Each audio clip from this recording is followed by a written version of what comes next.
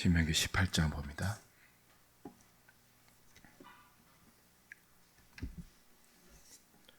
신명기 18장 1절부터 8절까지 제가 한 절, 여러분이 한 절 교독하겠습니다. 레위 사람 제사장과 레위의 온 지파는 이스라엘 중에 분깃도 없고 기업도 없을지니 그들은 여호와의 화제물과 그 기업을 먹을 것이라.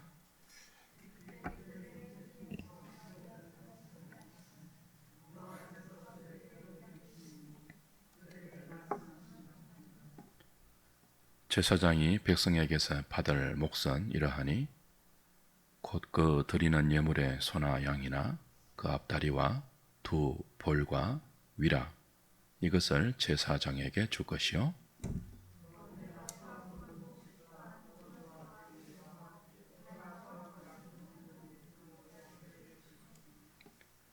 이는 내 하나님 여호와께서 내 모든 지파 중에서 그를 택하여 내시고 그와 그의 자손에게 항상 여호와 이름으로 서서 섬기게 하셨음이니라.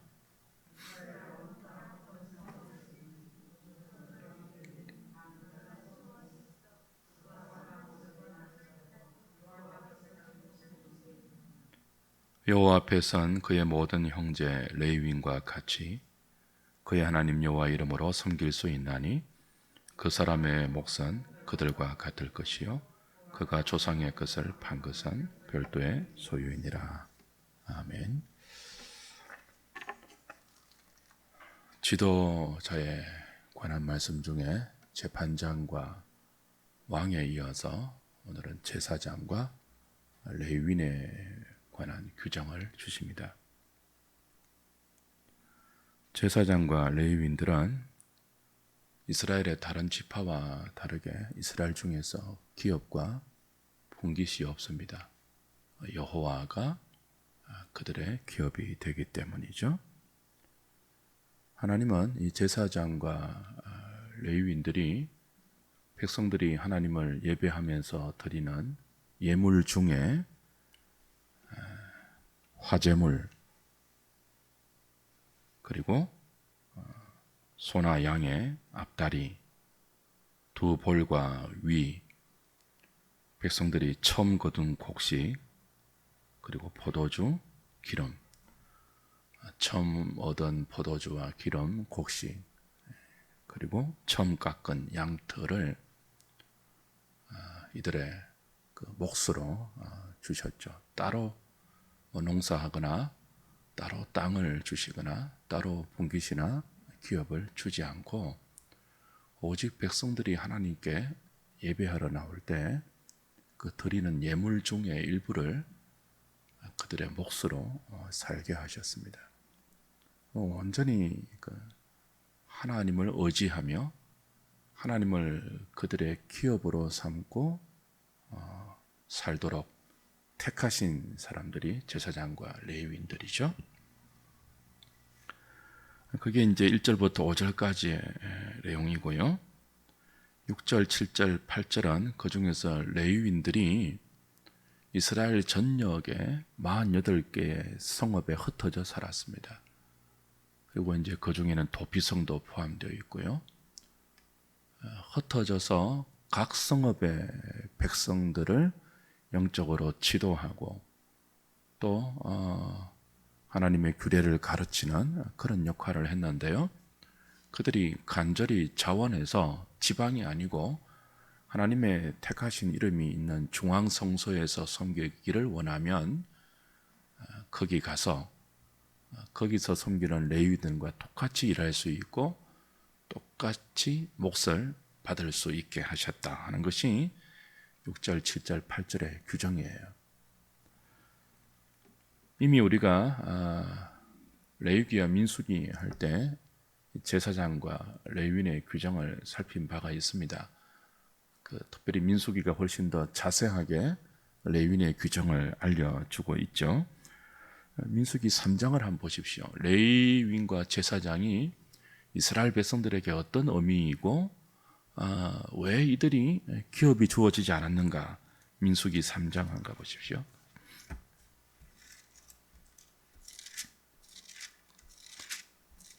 11절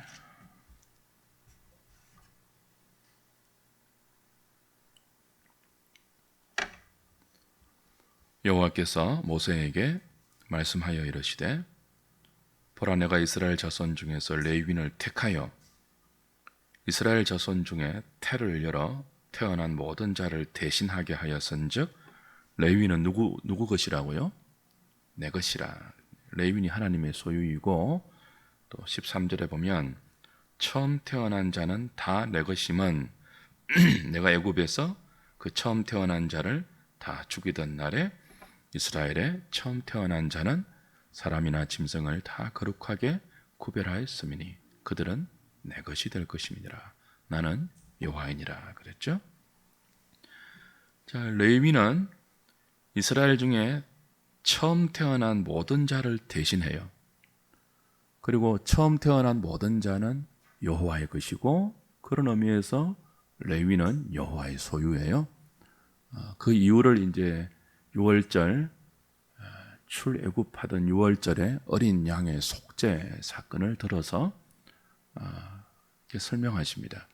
다 죽어야 하는데 애굽의 장자들이 죽어나가던 그 애굽의 심판날에 이스라엘도 똑같이 죄 중에 죽어서 심판을 당해야 하는데 6월절 어린 양의 대속의 희생으로 이스라엘이 살았잖아요. 그때 장자는 그 모든 민족을 대표해요. 그 애굽의 장자가 다 죽어나갔다는 것은 사실은 하나님께서 애굽을 전부 심판했다는 뜻이에요. 근데 그때 이스라엘이 다 6월절 어린 양의 대속의 죽음으로 죽지 않고 살았거든요.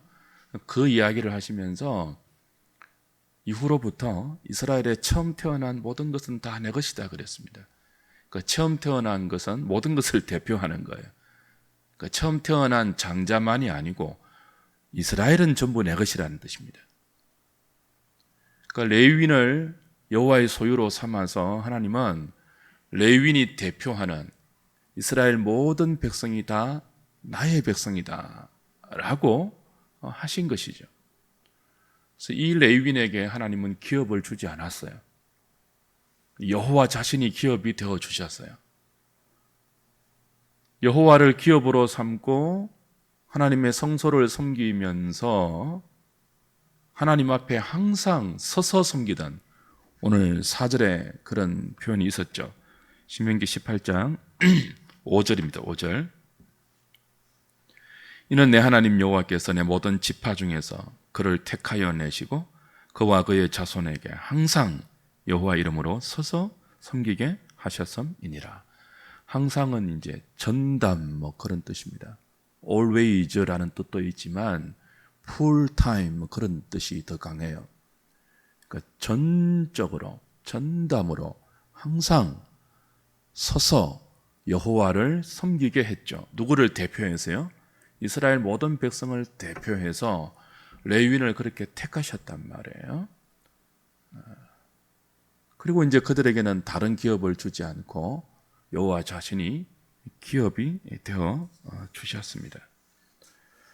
그리고 여호와 자신이 기업이 되어 주셔서 이들을 먹여 살리는데 그 방식이 뭐예요? 하늘에서 직접 하나님이 먹을 것을 주시는 것이 아니고 이스라엘 모든 백성을 대표하는 레위인에게 백성들이 하나님께 예배하러 나갈 때 드리는 예물을 그들의 식물로 주게 하신 거예요.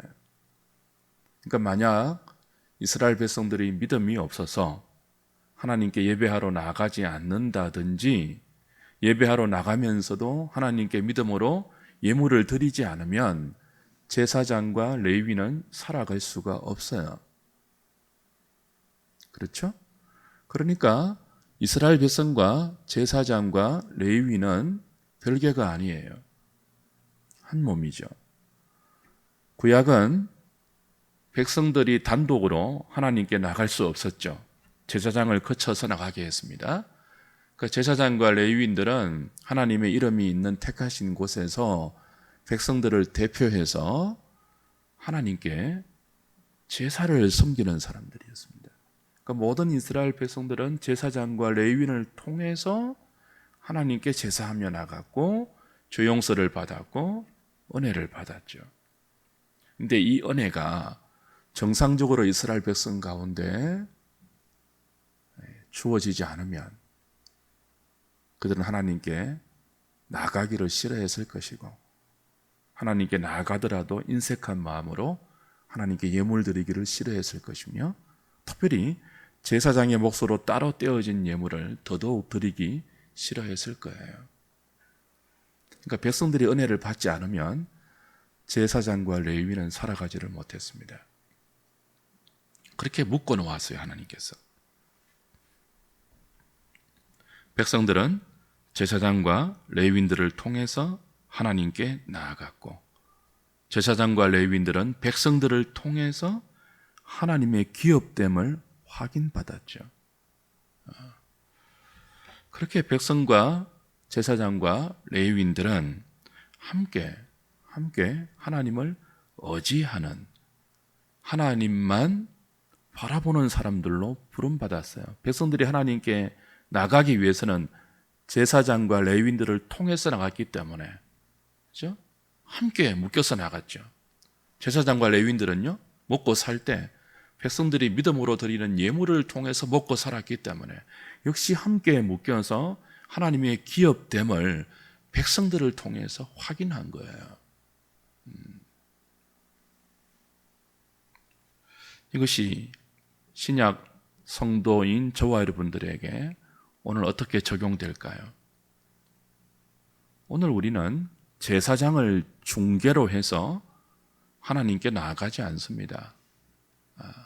우린 누구나 그리스도의 이름으로 직접 하나님께 나아가 예배합니다. 그리스도의 이름으로 직접 하나님께 기도합니다. 오늘날 목회자들은 구약의 제사장들이 아닙니다.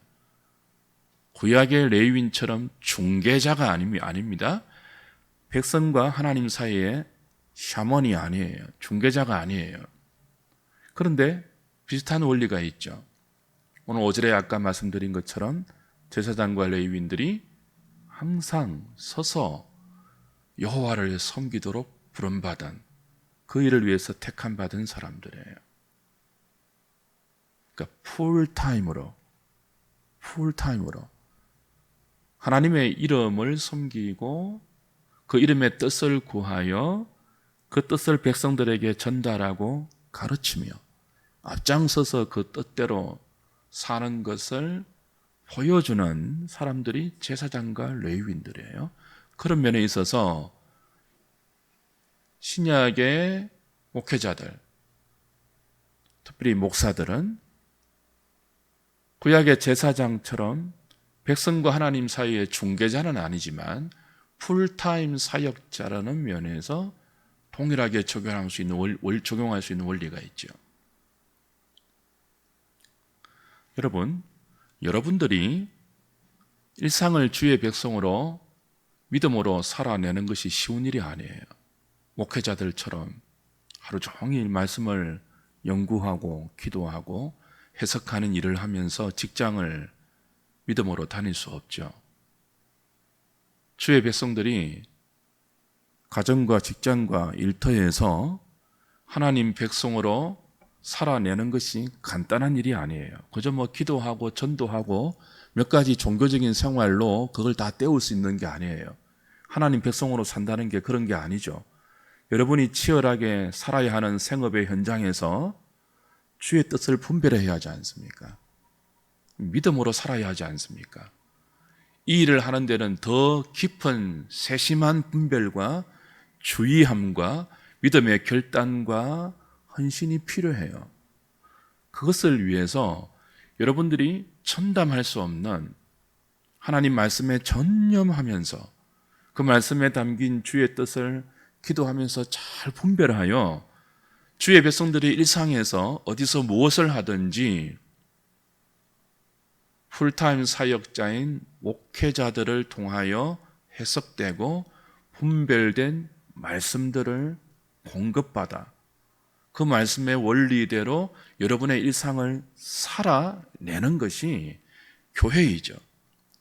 그것을 위해서 목회자는 다른 직업을 가져서는 안 돼요. 이 말씀 연구와 그 말씀에 담긴 하나님의 뜻을 해석하고 분별해서 공동체를 밝히는 하나님의 메신저가 된다는 것이 이 직업도 하고 저 직업도 하면서 시간 잠시 내어서 할 수 있는 그런 일이 아니죠. 이게 간단한 일이 아닌 것을 누구나 알고 있습니다. 그래서 목회자는 이 일을 하도록 기도와 말씀에 전념하도록 부름을 받아서 풀타임 사역자로 교회를 섬기고 말씀을 연구하고 기도하면서 교인들을 말씀으로 양육하고 가르치고 설교합니다.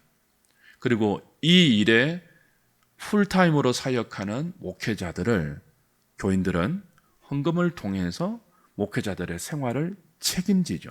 한 몸으로 묶였습니다. 이 원리는 구약과 신약이 동일하죠.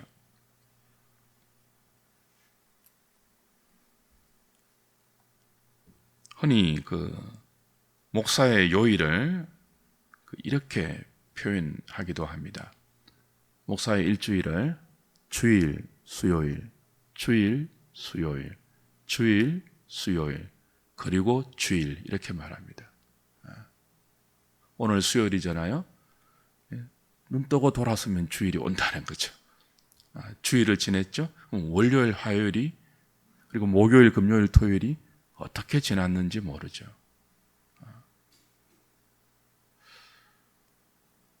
이제 제가 이렇게 수요일 설교와 주일 설교를 요즘은 한 편이니까 한 편을 준비한다고 칩시다.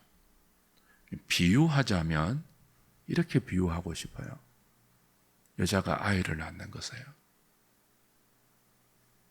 진이 빠지죠. 여러분 아이를 놓으실 때 순풍하고 놓으면 얼마나 좋습니까? 순풍 나오면 얼마나 좋아요. 근데 제 경험으로 설교가 순풍 나온 적은 한 번도 없었습니다.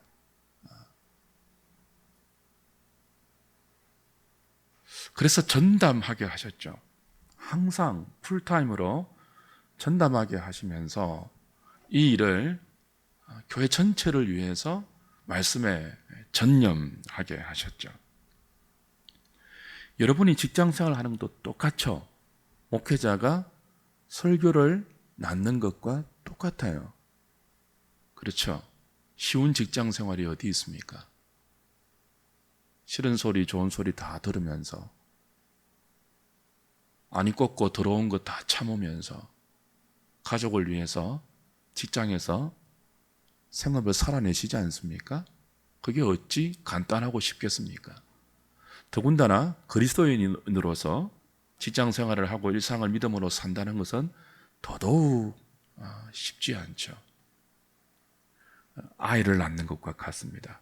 목사의 설교 한 편이 잘하고 못하고는 나중 일이에요. 진이 빠지는 것처럼 교인들의 일상생활이 치열한 영적 전투이죠. 그래서 목사와 교인은 말씀으로 묶여있는 한 몸이에요. 목사는 교인들을 대표해서 말씀을 해석합니다. 말씀을 통해서 하나님께서 우리에게 알려주시고자 하는 주의 뜻을 분별하기 위하여 기도하고 애쓰죠. 그리고 그것을 몸으로 살아내기 위해서 힘씁니다. 그리고 교인들은 목사가 그렇게 풀타임으로 말씀에 전념하면서 기도하면서 해석해낸 본문의 말씀들을 하나님이 내게 주는 생명의 꼴로 받아서 여러분의 일상에서 똑같이 해산하는 여인처럼 진통하면서 그 말씀을 소화해냅니다. 그렇죠. 우린 묶여 있어요. 그게 교회입니다. 그래서 만약 여러분이 강단에서 나오는 이 하나님의 메시지의 은혜를 받지 못하고 하나님께 나오는 일이 이렇게 희미해지고 영적 기운이 쇠락해져서 예배를 소홀히 하고 예배에 나온다 할지라도 믿음으로 예물 드리는 일들이 없을 때 목사는 살아갈 수가 없죠. 목사는 교인들에게 헌금을 짜내는 사람이 아니에요. 그렇게 해서 살아가는 것은 사꾼이죠. 교인들이 믿음이 없어서 헌금을 못하면, 혹은 어려워서 헌금을 못하면 목사는 가난할 수밖에 없어요. 교인들은요, 최선을 다해서 자기 가족처럼, 자기 아버지처럼, 자기 형제처럼 목사의 생활을 보양해야죠. 목사는요, 교회로부터 받는 생활비가 만리, 정리 이런 말 하면 안 되죠. 주는 대로 받아야죠. 하나님을 기업으로 삼기 때문에. 우리는 묶여 있는 거죠. 여러분도 그래요. 여러분의 일상에서 열심하고 성실하게 살되 나머지는 하나님께 맡기죠. 우리의 기업은 하나님이지 않습니까? 우리는 스스로 살찌우는 사람들이 아니죠. 그래서 열심히 땀 흘리고 믿음으로 사는 만큼 하나님이 주시는 것에 불평을 갖지 않습니다. 만리, 정리, 왜 이것밖에 안 됩니까? 목사와 똑같아요. 여러분이 목사를 보실 때 목사가 매일 입으로 왜 우리 교회는 월급을 작게 줍니까? 생활비 이것밖에 안 됩니까? 이런 목사를 보면 목사로 보겠습니까? 똑같아요, 여러분이. 여러분의 일상에서 믿음으로 삶을 살다가 하나님 내 수입은 왜 이것밖에 안 됩니까? 그런 불평을 입에 달고 산다면 여러분은 사꾼 목자에 비교할 수 있는 사꾼 성도가 되는 거죠. 열심히 살되 나머지는 하나님께 맡겨야 돼요. 그렇죠? 그래서 우리는 묶여있는 한 지체이고 누구를 기업으로 삼고 믿음으로 살죠? 여호와를 기업으로 삼습니다. 목사가 풀타임을 다른 직업을 갖지 않고 말씀에 전념하면서 목회를 하고 또 교인들을 가르치고 설교하는 것이 하나님 앞에서 맡은 책임이고 사명이라면 여러분은 여러분의 일상을 그렇게 살아내는 것이 여러분의 책임이고 여러분의 사명입니다. 믿음으로 사셔야 됩니다. 지난주에 말씀드렸다시피 신약 성도들은 전부 왕 같은 제사장들입니다. 그렇죠?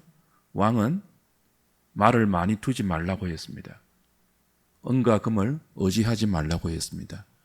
아내를 자기를 위하여 많이 두지 말라고 했습니다. 제사장은요, 다른 기업이 없었습니다. 여호와가 기업이었습니다. 신약 성도인 여러분이 왕 같은 제사장이에요. 그리고 목사와 신약 성도들은 한 몸으로 묶여서 이제 함께 그리스도의 이름으로 하나님께 나아가고 함께 말씀을 밝혀서 그 말씀을 우리의 일상 속에 몸으로 펼쳐내어야 하는 일에 동력자로 부름받고 있습니다.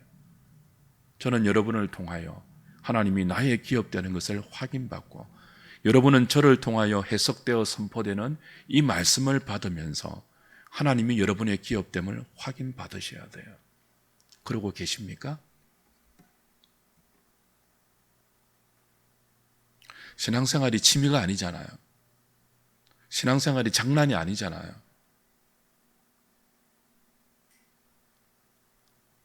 이 일에 우리는 왕같은 제사장으로 부름을 받아서 교인들은 하나님께 믿음으로 예배하고 교회를 위해서 헌금하고 그 헌금으로 그 헌금 중의 일부를 풀타임 사역자들의 생활을 책임지고 그 일로 교회의 재정이 지출되는 것을 아까워하지 마셔야 됩니다. 제가 이게 목회를 하면서 주변의 많은 교회들과 교인들의 모습을 보면서 가장 안타까운 것이 그거예요. 저게 무슨 교회일까? 교인들은 목사에게 들어가는 돈을 아까워하고 목사는 매일 교회가 자기에게 많이 주지 않는다고 불평하는 것. 어떻게 하든지 교인들은 목사에게 적게 주려고 노력하고 목사는 많이 받으려고 그게 무슨 교회입니까? 여러분 그러지 마세요. 저도 안 그럴 테니까. 치사하지 않습니까? 그게 무슨 교회입니까? 그게 무슨 하나님께 나아가는 믿음의 공동체이고 그게 무슨 여호와를 기업으로 삼고 살아가는 제사장과 회중들의 모습입니까?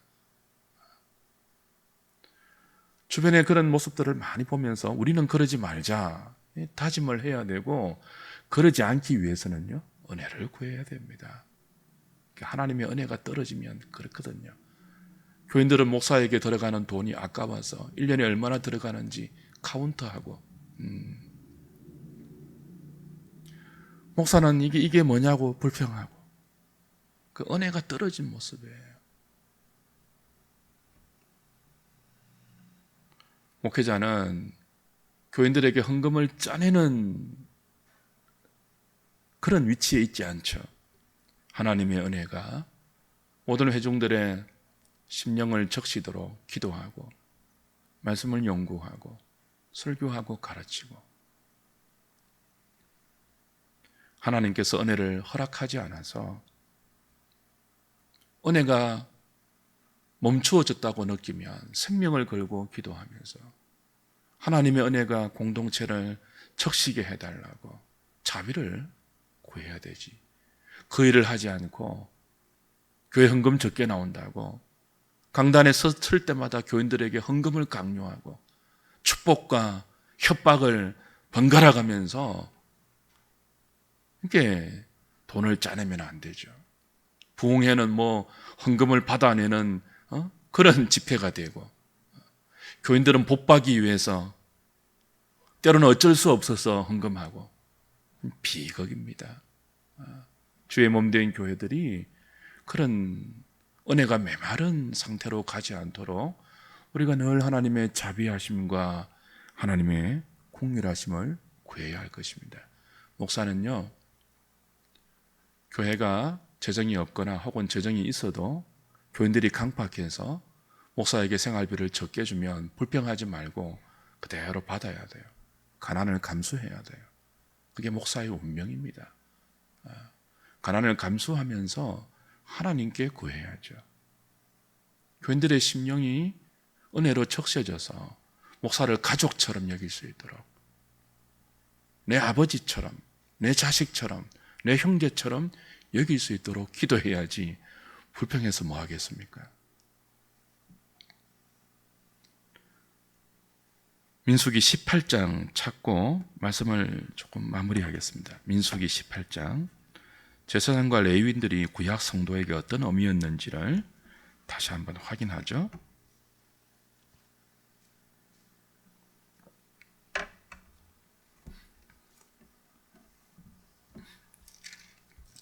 이런 본문은 참 설교하기 힘들지만 그러나 본문의 순서가 돌아오니까 우리가 피할 수는 없죠. 그러니까 우리에게 좀 적용을 해 봅시다. 18장 5절, 6절, 7절입니다.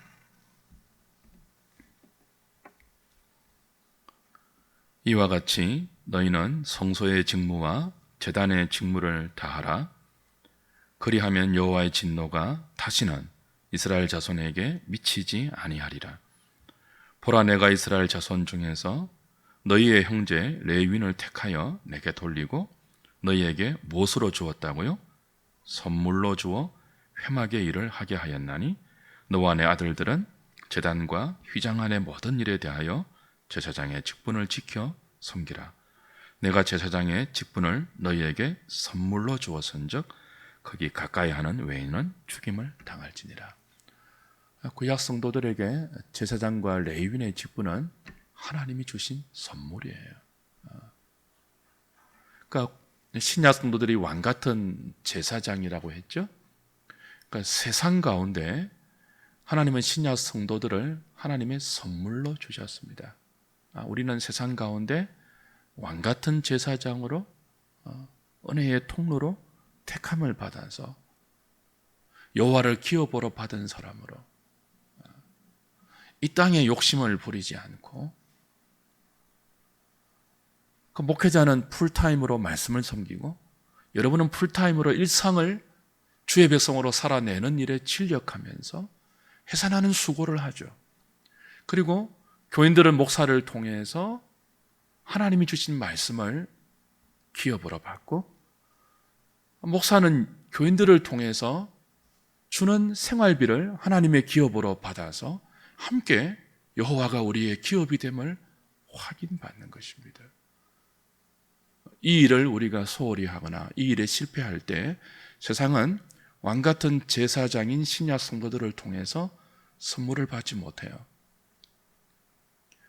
구약의 제사장과 레위인들이 하나님과 백성 사이에 서서 죄 용서를 받아내고 하나님의 축복을 중개했던, 신약은 그렇지 않지만 중개했던 그런 역할을 했다면, 원리상 신약 성도들은 세상 가운데 하나님의 용서를 그들에게 전달할 수 있는 유일한 채널이고 유일한 파이프예요. 유일한 통로예요. 어떻게 삼으로써요? 여호와를 기업으로 삼는 그 믿음의 삶을 해산하는 수고로 보임으로.